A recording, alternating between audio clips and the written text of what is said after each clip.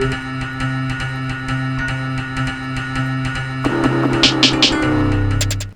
it's Brian here, and this is part 2 of a two-part series I'm doing on the power of music. So in my part 1 video, I went into the fact that music's purpose is to influence people. In this video, I'm going to go into the importance of promoting positive music and calling out and condemning negative music and messaging out there. And I specifically mentioned 2 artists, Cardi B and SimxSantana. So they have some negative messaging that I'm going to specifically go into. And I want to mention too, I'm not a music connoisseur. I'm not proclaiming to be the expert on music. And I'm not proclaiming that all music or all rap music or even all music from these 2 artists are negative.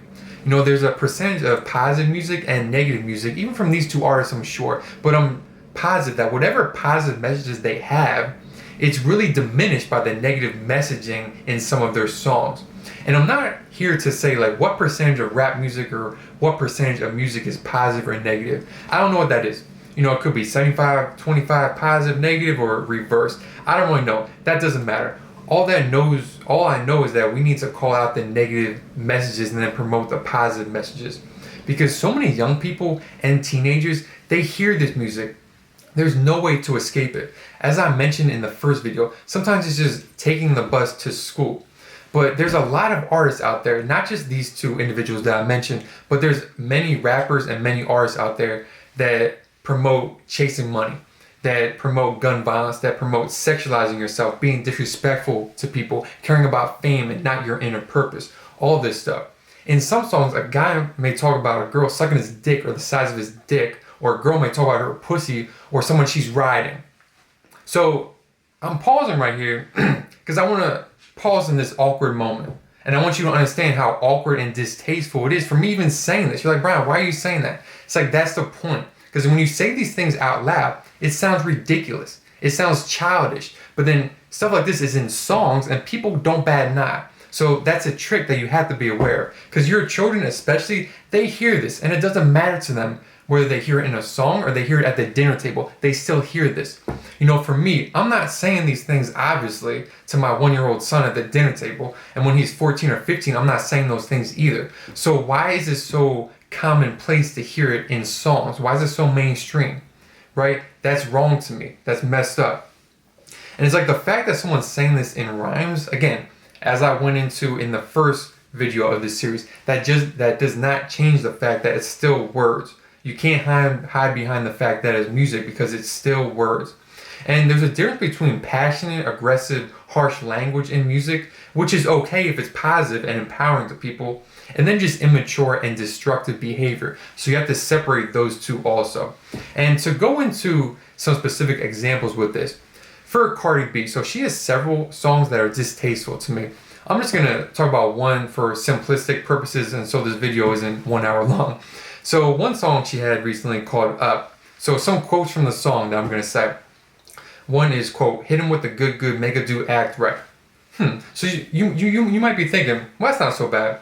Think deeper a bit. Imagine a child hearing this. So she's insinuating that someone's sex appeal is the power someone needs in order to make a partner act right. So like, what kind of negative messaging is this? Like, no, partners should act loving to their partner regardless of any treat they get from their partner. Like, there's so many relationships nowadays that are unhealthy and toxic, and kids hearing this song are then influenced to think that that mindset is normal. That correlation of treat someone right, or someone will treat you right if you have sex with them.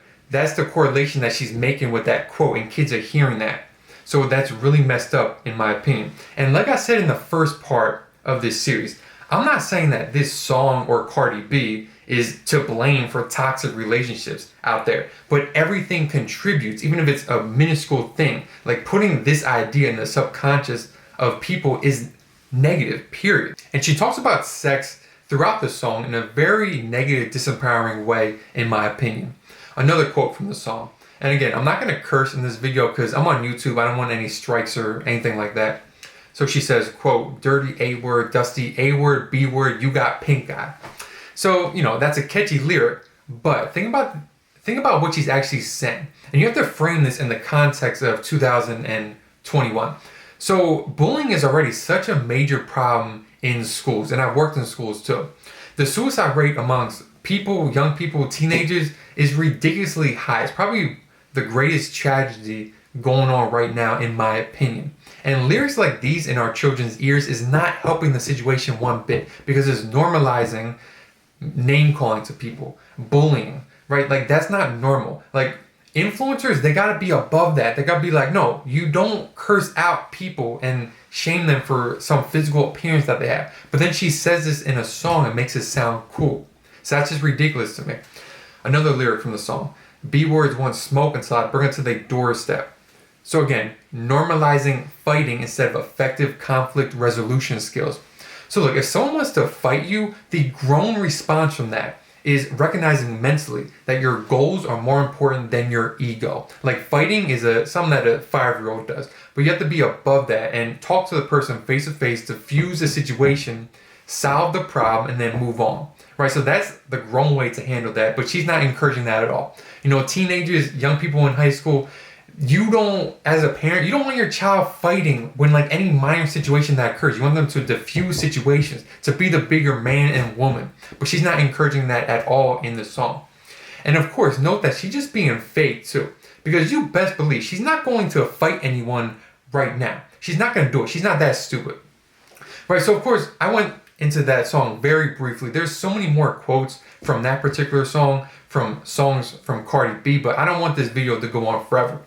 But basically, like, a lot of her lyrics, at least in this song and some other songs I've heard, really just infiltrate young people's minds and people listening to it in a very negative way. And she's not mindful of that at all, or if she is, she just doesn't care one bit. And the next rapper that I'm going to call out is SimxSantana. So again, I'm just going to talk about one song from his, and I'm going to directly quote him, so I'm not going to take anything out of context whatsoever. So his song, Flexing and Flashing, and the music video for this song too, he literally points, I think, either a gun at the screen or his finger, and he kind of portrays it as a gun. And people are putting the middle finger up in the song and all that stuff. So some quotes from the song that I'm going to go into. Quote, keep a shooter on deck, tell him blast him. Quote, it's no warning, he talks, he gets stretched. Like when they talk up their neck, if we coming correct now. If we coming with straps fact. I do my dance on that hoe, kick her out that B-word, gotta go. Make it move, and I swear you gonna miss him where he at. He's swimming with the fishes. So that's kind of self-explanatory, at least if you kind of know, I guess, like, the code where he's coming from. But it's really ridiculous because he's, in this song, glorifying violence, degrading women, all that stuff. And I've heard some pushback to this. You know, I'm going to reference a couple of videos down below. One is an interview, actually, from SimxSantana, where he goes into the meaning behind this song. So I'm not taking anything he's saying out of context. He said the meaning behind the song for each of the lyrics that I'm talking about, pretty much.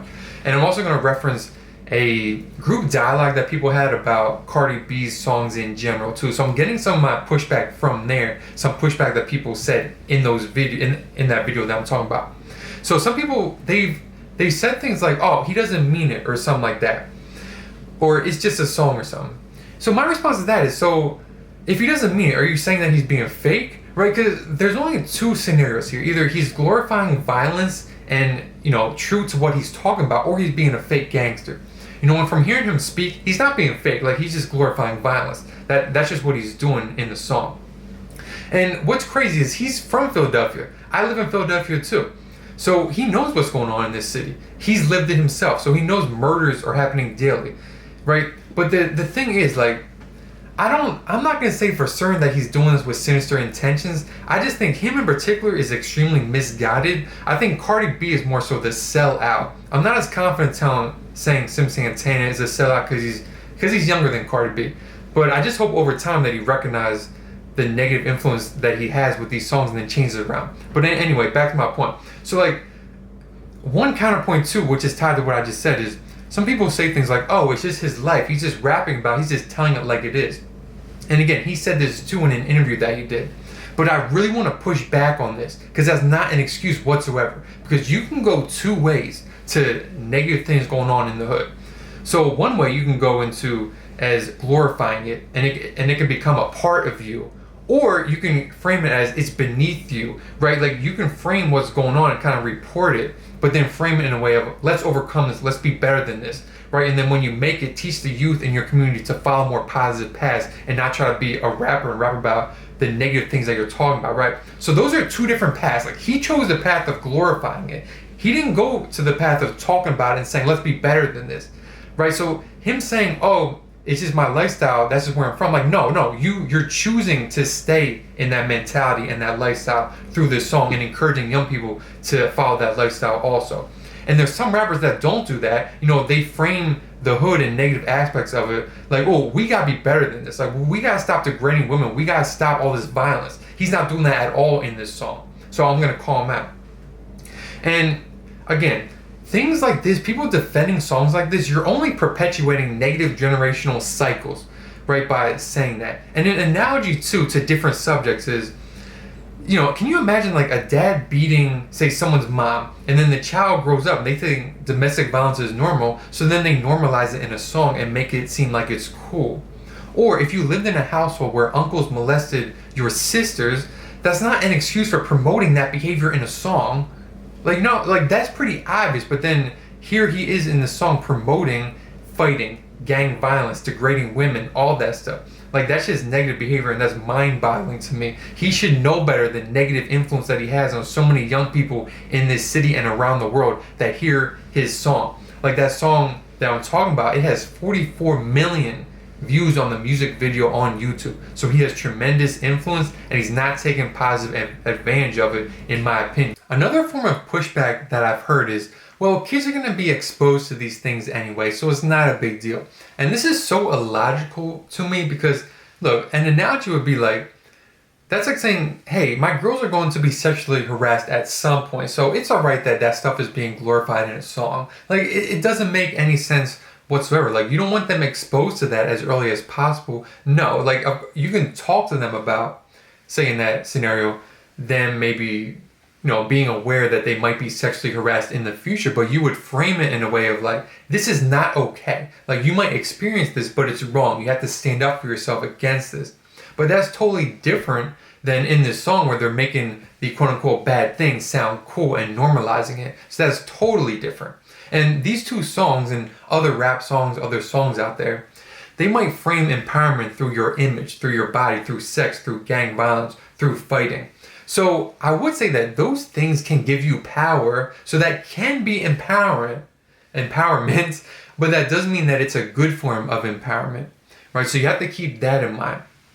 Because it's like, once you're on your deathbed, like all those things, that's not going to give you power. So that really strays from what will give you long-term power, which is contentment, happiness, inner peace, all that stuff. And me being into positive psychology, self-development, I know that. I know where depression kind of stems from that standpoint, is people idolizing too many things on the outside, too many superficial things, and not enough emphasis on their power on the inside. So a lot of these songs, they emphasize power on the outside and not on the inside, which is really destructive in my opinion.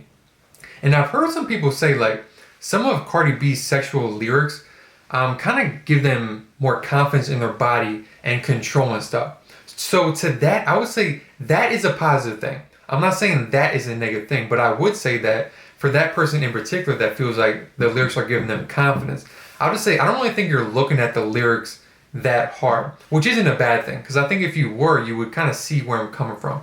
And for every person that's positively impacted by, say, 3 lyrics from the song, so many more are negatively impacted. And I speak from experience with this. I worked with young people in inner cities and different towns when I was in college for at least 7 to 8 years. Pretty much my whole college and post-college experience has been supporting young people who try to be the best person that they can possibly be. So I know how so many young people, they look up to celebrities, to artists, and the music infiltrates their mind on a day-to-day basis.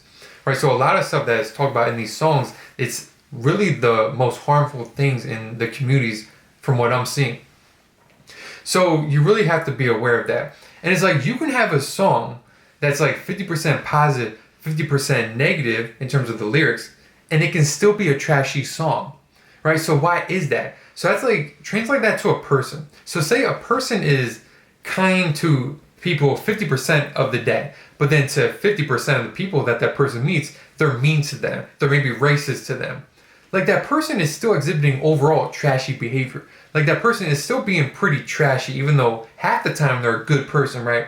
So that's an analogy, and that's what I see with a lot of these songs.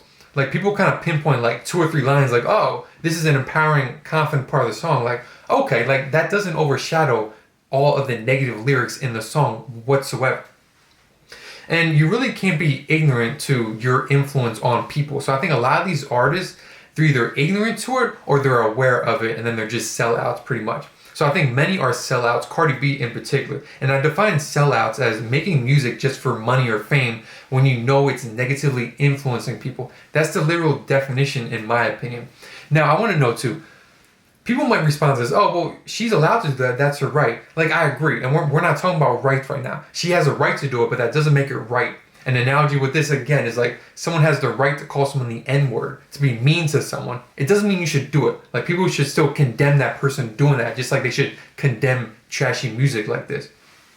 And for SimxSantana in particular, I'm really disappointed in him because he's from Philadelphia. I'm in Philadelphia, so he knows what's going on here. And I'm going to reference a dude like Meek Mill.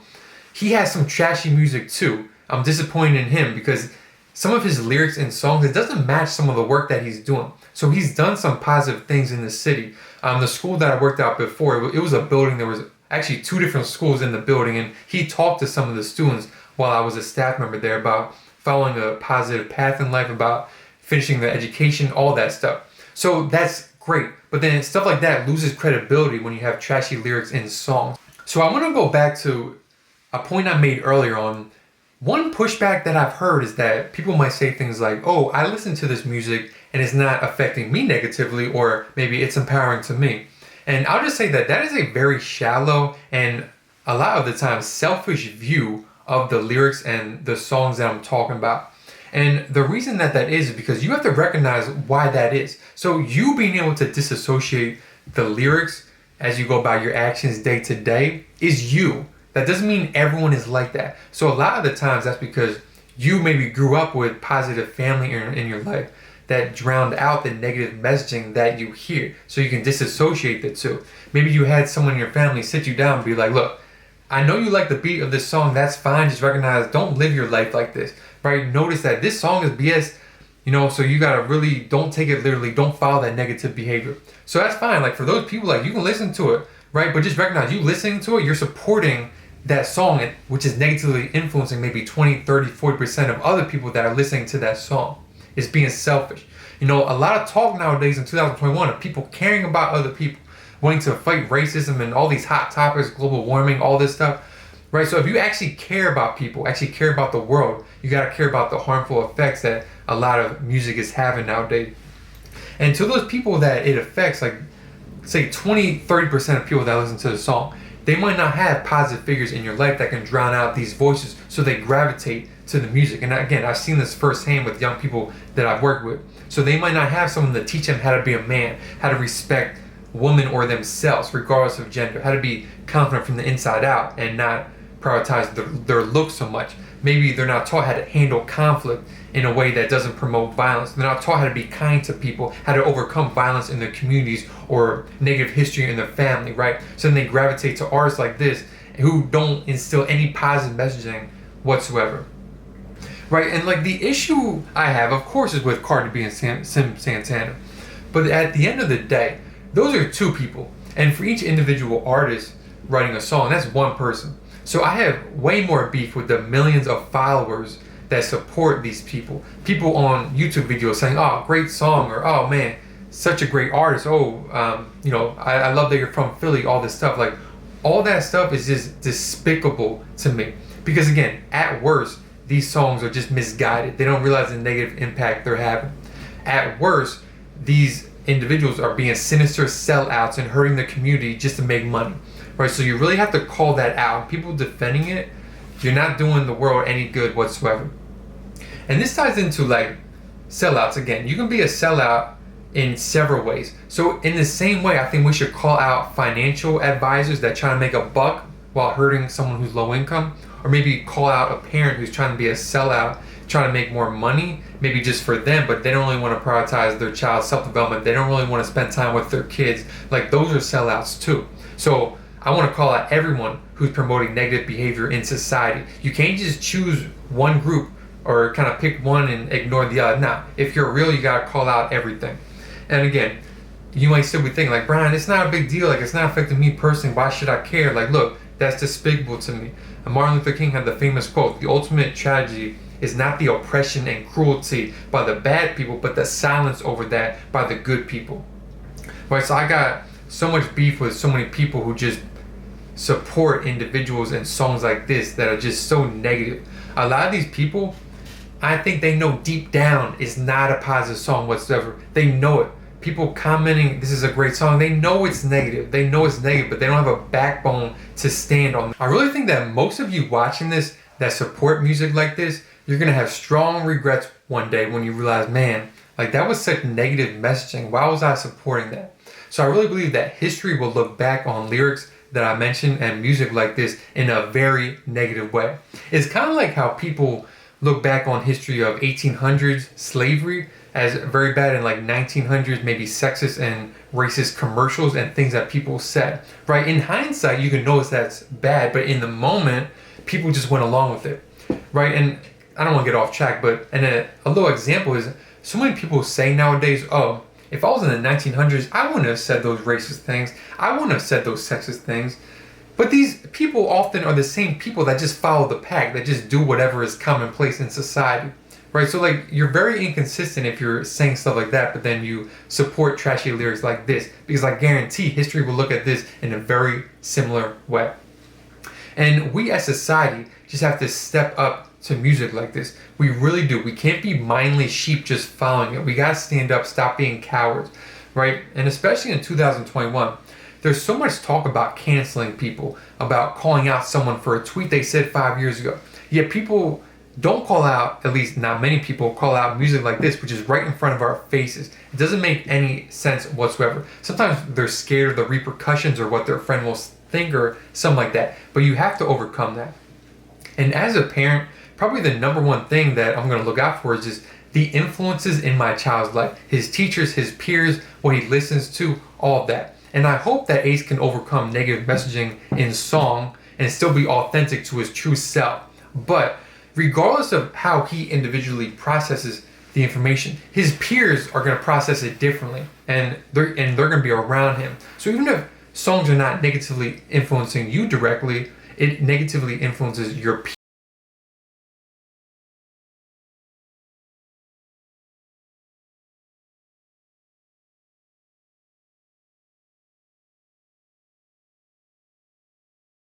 Them to influence people to tie their self-worth and empowerment to their body, to think that being disrespectful to others is cool, to think that chasing money in life leads to happiness, to take drugs when they're depressed, to fight someone because they think that's what toughness is. That's not. That's all negative messaging.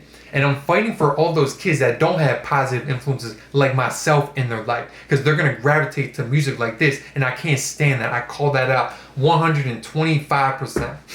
And we just really have to get to a place where we promote more positive music in society. Like, think about this. Can you imagine if all this negative energy in this music just went away, and every music was about, look, this is what's going on in the hood, this is what's going on in society, and we're going to be better than this. We're going to encourage young people to take more positive paths in life.